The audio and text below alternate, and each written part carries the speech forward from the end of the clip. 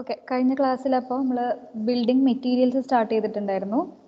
Building മെറ്റീരിയൽസിൽ ബ്രിക്സിനെ പറ്റി പഠിച്ചിട്ടുണ്ടായിരുന്നു. പിന്നെ ഇനി നിങ്ങൾക്ക് പഠിക്കാനുള്ള നെക്സ്റ്റ് മെറ്റീരിയൽ സ്റ്റോൺസ് ആണ്. അപ്പോൾ സ്റ്റോൺസ് എന്ന് പറയുന്നത് ഒരു കൺവെൻഷണൽ ബിൽഡിംഗ് മെറ്റീരിയൽ ആണ് അല്ലേ? നിങ്ങൾ പണ്ടത്തെ ബിൽഡിങ്സ് ഒക്കെ നോക്കിയാൽ അറിയാം, സ്റ്റോൺസ് യൂസ് ചെയ്തിട്ട് മേസൺറി വർക്ക് ചെയ്തിട്ടുള്ളത്, അല്ലെങ്കിൽ പല കാര്യങ്ങൾക്ക് വേണ്ടി സ്റ്റോൺ യൂസ് ചെയ്തിട്ടുള്ളത്. അപ്പോൾ എന്തൊക്കെയാണ് സ്റ്റോൺസിന്റെ പ്രോപ്പർട്ടീസ്, ക്ലാസിഫിക്കേഷൻ, ഇത്തരം കാര്യങ്ങൾ നിങ്ങൾക്ക് സ്റ്റോൺസിൽ പഠിക്കാനുള്ളത്. അപ്പോൾ ബേസിക്കലി സ്റ്റോൺ എന്ന് പറയുന്നത് നമ്മൾ മാനുഫാക്ചർ ചെയ്തെടുക്കുന്ന ഒരു ബിൽഡിംഗ് മെറ്റീരിയൽ അല്ല. It is naturally available from earth ഇല്ലേ? അപ്പം നമുക്ക് എർത്തിൽ തന്നെ നാച്ചുറലി അവൈലബിൾ ആയിട്ടുള്ള ഒരു കൺസ്ട്രക്ഷൻ മെറ്റീരിയൽ ആണ് സ്റ്റോൺ. ആകെ എന്താണ്, അങ്ങനെയുള്ള സ്റ്റോണിനെ കട്ട് ചെയ്ത് നമുക്ക് യൂസ്ഫുൾ ആയിട്ടുള്ള, നമുക്ക് അവൈലബിൾ ആയിട്ടുള്ള വേണ്ട തരത്തിലുള്ള ഷേപ്പിൽ അതിനെ കട്ട് ചെയ്തെടുക്കുകയാണ് ആകെ വേണ്ടുള്ളൂ. ദെൻ അപ്പോൾ സ്റ്റോൺസ് പഠിക്കാനുള്ളത് നിങ്ങൾക്ക് ടൈപ്സ് ഓഫ് സ്റ്റോൺ ക്ലാസിഫിക്കേഷൻ ആണ്. അപ്പോൾ ഈ ഒരു സ്റ്റോൺസിന്റെ ക്ലാസിഫിക്കേഷൻ ബേസിക്കലി നമ്മൾ സ്കൂൾ ടൈം തൊട്ടേ പഠിക്കുന്ന ഒരു ക്ലാസിഫിക്കേഷൻ ആണ്. ഇമ്പോർട്ടൻ്റ് ആണ്. എന്തൊക്കെയാ 3 ക്ലാസിഫിക്കേഷൻ എന്ന് പറയുന്നത്? സ്റ്റോൺസിന് ബേസ്ഡ് അപ്പോൺ ഒറിജിൻ, നമ്മുടെ എങ്ങനെയാണ് അത് ഫോം ചെയ്യുന്നത് എന്ന ബേസിസിൽ ജിയോളജിക്കൽ ക്ലാസിഫിക്കേഷൻ. ഫസ്റ്റ് ക്ലാസിഫിക്കേഷൻ എന്ന് പറയുന്നത് geological classification, second one physical classification, and third one chemical classification. അപ്പോൾ ജിയോളജിക്കൽ ക്ലാസിഫിക്കേഷൻ എന്ന് പറയുന്നത് ബേസ്ഡ് അപ്പോൺ ദ ജിയോളജി, എങ്ങനെയാണ് ആ സ്റ്റോണിന്റെ origin, based on its geological composition, അതാണ് geological classification. Physical classification physical aspects, അതിൻ്റെ ടെക്സ്ചർ, അതിൻ്റെ എങ്ങനെയാണ് അതിൻ്റെ മോഡ് ഓഫ് ഒറിജിൻ, അതായത് ചില സോയിൽ എങ്ങനെ ഉണ്ടാകും. ഒറിജിനലി നമുക്ക് പലതരത്തിലുള്ള സോയിൽ റോക്ക് കണ്ടാൽ നിങ്ങൾക്ക് മനസ്സിലാവും. ചിലതെന്താ സെഡിമെന്ററി, ചിലതെന്താ metamorphic.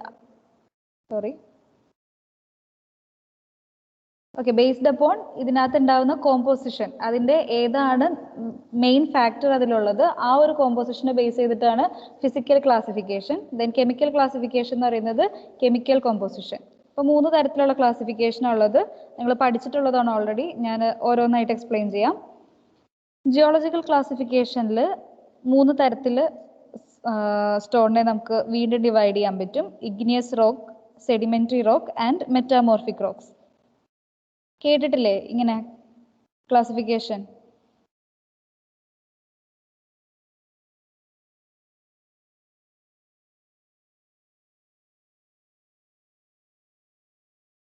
Igneous rock, sedimentary rock, metamorphic rocks എന്നൊക്കെ കേട്ടിട്ടുണ്ടോ? Yes ma'am. ഓക്കെ, അപ്പം ജിയോളജിക്കൽ ക്ലാസിഫിക്കേഷന്റെ അണ്ടറിൽ വരുന്ന 3 ക്ലാസിഫിക്കേഷൻ ആണ് igneous rock, sedimentary rock, metamorphic rock. അതായത് എങ്ങനെയാണ് ഈ ഒരു സ്റ്റോൺ ജിയോളജിക്കലി ഒറിജിൻ ചെയ്യുന്നത്, ബേസ്ഡ് അപ്പോൺ ദ ഒറിജിൻ.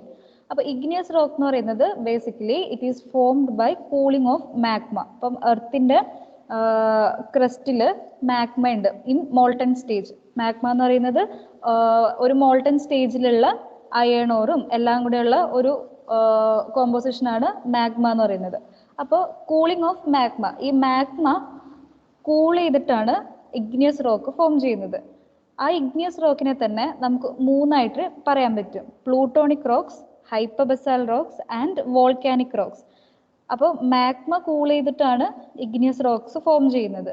അപ്പോൾ ഏത് ഡെപ്തിലാണ്, നമ്മുടെ എർത്തിന്റെ സർഫസിൽ നിന്ന് എത്ര ഡെപ്തിൽ നിന്നാണ് ആ മാഗ്മ കൂൾ ചെയ്യുന്നത് എന്നതനുസരിച്ച് നമുക്ക് വീണ്ടും അതിനെ ക്ലാസിഫൈ ചെയ്യാം. Like plutonic rocks, hypabyssal rock and volcanic rock.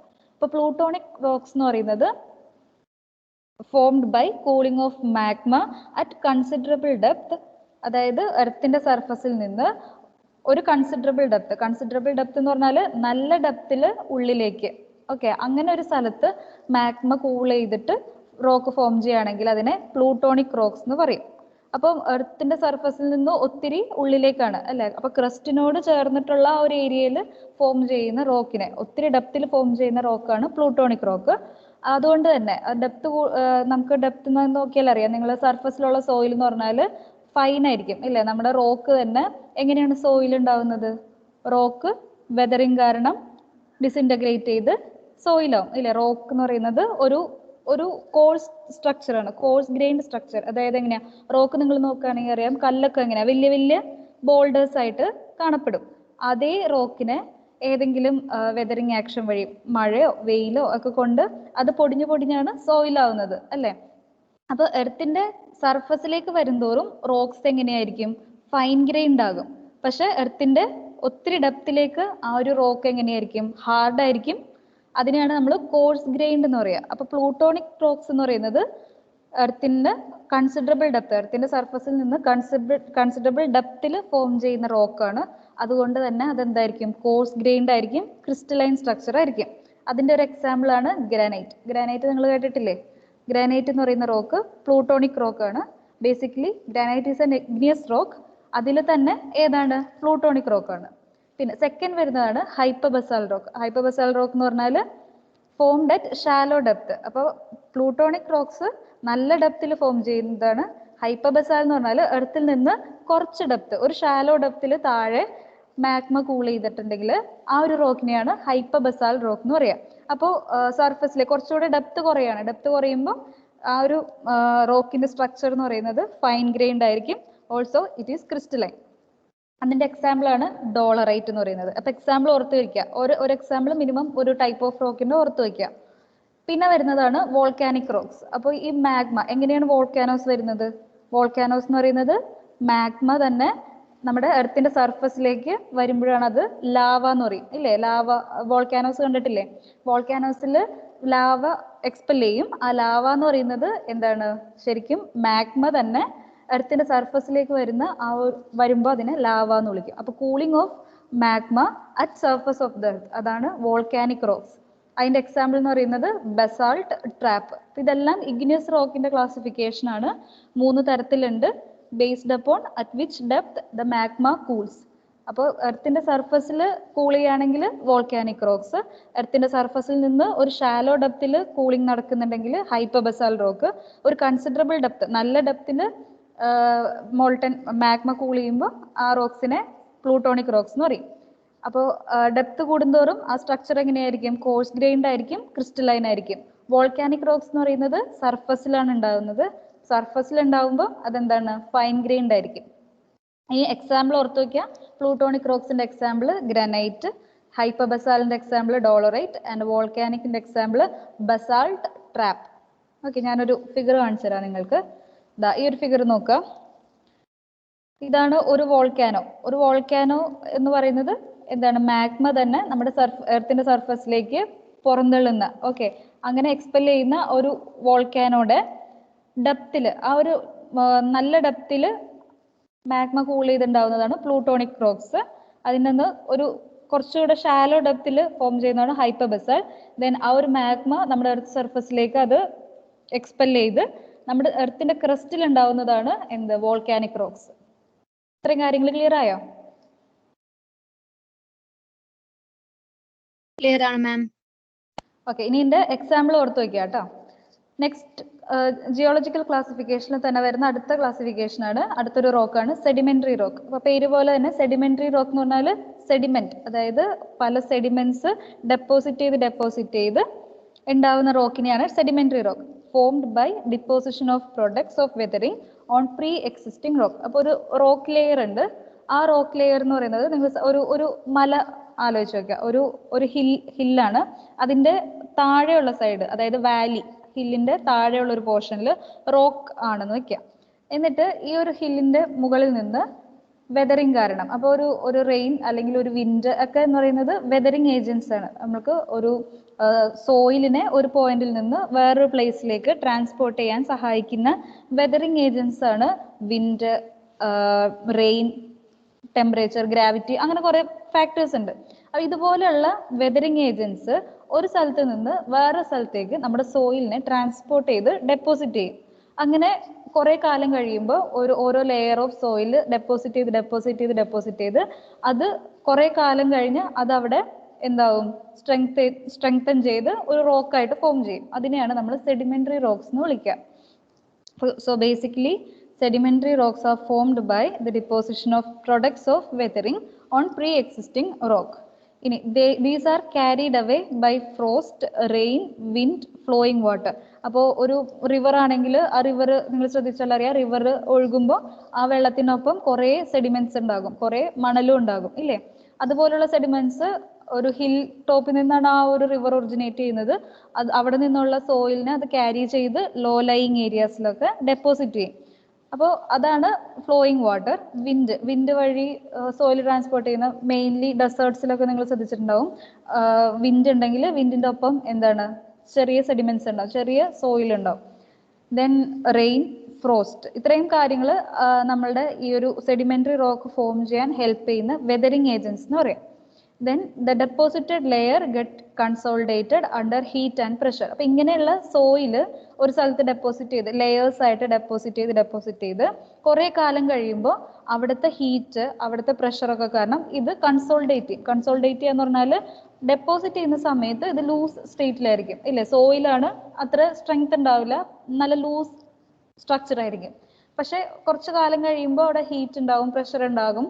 ആ ഒരു സോയിൽ നല്ലപോലെ എന്താണ് കൺസോൾഡേറ്റ് ചെയ്യാന്ന് പറഞ്ഞാൽ അതിന്റെ സ്ട്രക്ചർ നല്ല കോമ്പാക്റ്റ് ആവുക, അതായത് സ്ട്രെങ്ത് കൂടുന്ന. റോക്ക് ആവുമ്പോൾ എങ്ങനെ, സോയിലും റോക്കും നിങ്ങൾക്ക് വ്യത്യാസം അറിയില്ലേ? സോയിൽ എന്ന് പറഞ്ഞാൽ നല്ല ലൂസ് ആയിട്ടിരിക്കും, റോക്ക് ആവുമ്പോഴേക്കും അത് കോമ്പാക്റ്റ് ആയി നല്ല സ്ട്രെങ്ത് ഉള്ള ഒരു സ്ട്രക്ചറായി. അതാണ് സെഡിമെന്ററി റോക്കിന്റെ ഫോർമേഷൻ. അപ്പോൾ സെഡിമെന്ററി റോക്കിന്റെ ഇത് പെക്യുലാരിറ്റി പറയുമ്പോൾ it is more uniform, fine grained in nature. അപ്പോൾ നിങ്ങൾ ഡെഫിനേഷൻ എഴുതുമ്പോൾ ഇത് കൂടെ എഴുതാൻ മറക്കരുത്. ഓരോ റോക്ക് പറയുമ്പോൾ അതിൻ്റെ ഒരു പ്രോപ്പർട്ടി, അതായത് യൂണിഫോം ആയിരിക്കും, ഫൈൻ ഗ്രെയിൻഡ് ആയിരിക്കും ഇല്ലേ? അത് സെഡിമെന്ററി റോക്ക് എന്ന് പറയുന്നത് ട്രാൻസ്പോർട്ട് ചെയ്ത് ഡെപ്പോസിറ്റ് ചെയ്യാണ്. അപ്പോൾ ട്രാൻസ്പോർട്ട് ചെയ്യണമെങ്കിൽ ആ ഒരു സോയില് വളരെ സ്മൂത്ത് ആയിരിക്കണം അല്ലെ? ചെറിയ സൈസിലുള്ള സെഡിമെന്റ്സേ ഡെപ്പോസിറ്റ് ചെയ്യാൻ പറ്റുള്ളൂ. അതുകൊണ്ട് തന്നെ അത് ഫൈൻ ഗ്രെയിൻഡ് ആയിരിക്കും.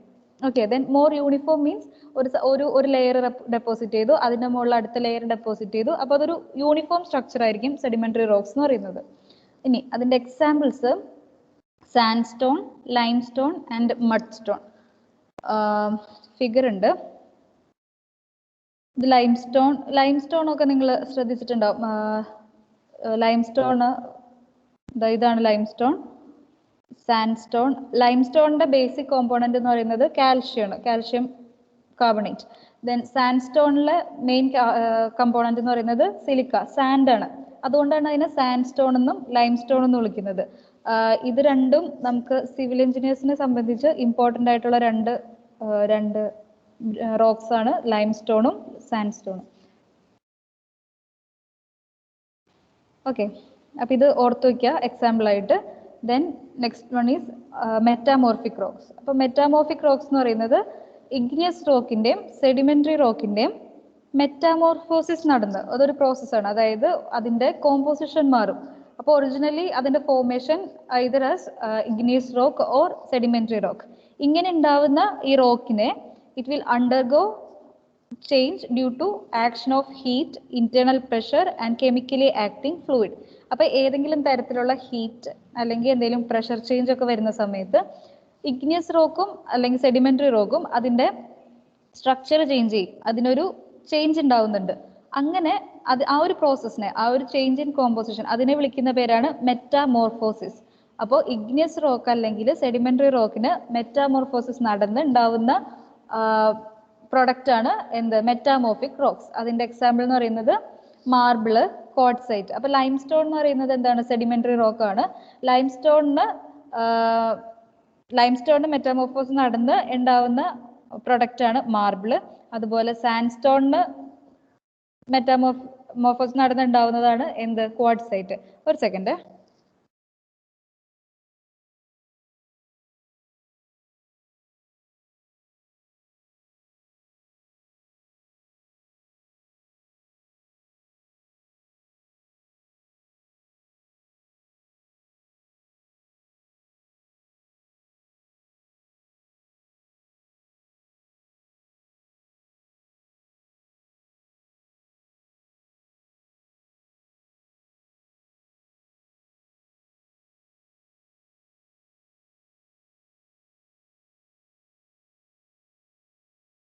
ഓക്കെ, അപ്പം സെഡിമെന്ററി റോക്സിന്റെയും ഇഗ്നിയസ് റോക്സിന്റെയും മെറ്റാമോർഫോസിസ് നടന്ന് റിസൾട്ട് ചെയ്യുന്ന എങ്ങനെയാണ് മെറ്റാമോർഫോസിസ് നടക്കുന്നത്, അതിന്റെ കോമ്പോസിഷൻ ചേഞ്ച് ചെയ്യും due to action of heat, pressure or chemically acting fluids. അങ്ങനെ മോർഫോസിസ് നടന്നുണ്ടാവുന്ന സ്റ്റോൺസിനെയാണ് മെറ്റാമോർഫിക് റോക്സ് എന്ന് പറയുക. അപ്പോൾ ലൈം സ്റ്റോൺ എന്താകും? മാർബിൾ ആകും. സാൻഡ് സ്റ്റോൺ എന്ന് പറയുന്നത് ക്വാർട്സൈറ്റ് ആവും. അങ്ങനെ നിങ്ങൾക്ക് മെറ്റാമോർഫിക് റോക്സ് പഠിക്കുകയാണെങ്കിൽ എക്സാമ്പിൾ കുറേ ഉണ്ട്. ഇപ്പോൾ ഗ്രാനൈറ്റ് എന്താകും, ഡോളറൈറ്റ് എന്താകും എന്നൊക്കെ ഉള്ളത് നിങ്ങൾക്ക് ഒരു ലിസ്റ്റ് പഠിക്കാനുണ്ട്. ബട്ട് നിങ്ങൾക്ക് അങ്ങനെയൊന്നും പഠിക്കാനില്ല. ജസ്റ്റ് ഒരു എക്സാമ്പിൾ പറയാം. എന്താണ് ഈ ഒരു ക്വസ്റ്റ്യൻ ചോദിച്ചാൽ ജസ്റ്റ് ഒരു സെന്റൻസിൽ എക്സ്പ്ലെയിൻ ചെയ്യുക, അതിന് എക്സാമ്പിൾ പറയാം. എന്തായാലും എക്സാമ്പിൾ പഠിച്ചേ പറ്റുള്ളൂ, അതിന് മാർക്ക് ഉണ്ടാവും, ഓർത്ത് വയ്ക്കുക. ഇതാണ് അപ്പോൾ geological classification: igneous rock, sedimentary rock and metamorphic rocks. Next classification is chemical classification. Okay, chemical ക്ലാസിഫിക്കേഷനിൽ എങ്ങനെയാണ് ഒരു റോക്കിനെ based upon its chemical composition. Rocks are classified based on chemical composition. അപ്പോൾ ഒരു റോക്കിൽ ഡൊമിനേറ്റ് ചെയ്ത് പ്രിഡോമിനൻ്റ് ആയിട്ട് എന്തെങ്കിലും ഒരു കെമിക്കൽ കോമ്പൗണ്ട് ഉണ്ടാവും. ആ ഒരു കെമിക്കൽ കോമ്പൗണ്ട് ആയിരിക്കും ആ ഒരു റോക്കിന്റെ ബിഹേവിയറിനെ ഡിറ്റർമിൻ ചെയ്യുന്നത്, അല്ലേ? അപ്പോൾ ഒരു ലൈം സ്റ്റോൺ ആണെങ്കിൽ ഞാൻ പറഞ്ഞു, ലൈം സ്റ്റോണിൽ മെയിനായിട്ട് ലൈമാണ്. ലൈം എന്ന് പറയുന്നത് എന്താണ്? Calcium carbonate.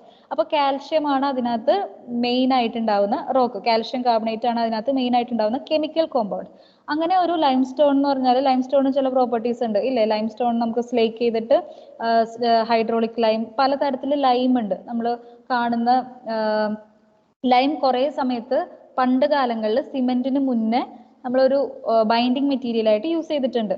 അതായത് ലൈം, പണ്ടത്തെ വീടുകളൊക്കെ ശ്രദ്ധിച്ചാൽ അറിയാം, ചുണ്ണാമ്പിട്ട വീടുകൾ, ചുണ്ണാമ്പായിരിക്കും അതിന് ബൈൻഡിങ് മെറ്റീരിയൽ ആയിട്ട് യൂസ് ചെയ്യുക. അതുപോലെ തന്നെ ചുണ്ണാമ്പ് തന്നെ പണ്ടൊക്കെ വൈറ്റ് വാഷിങ്ങിന് യൂസ് ചെയ്യുന്നുണ്ടായിരുന്നു. നിങ്ങൾ പണ്ടൊക്കെ വീടുകൾ ശ്രദ്ധിച്ചാൽ അറിയാം.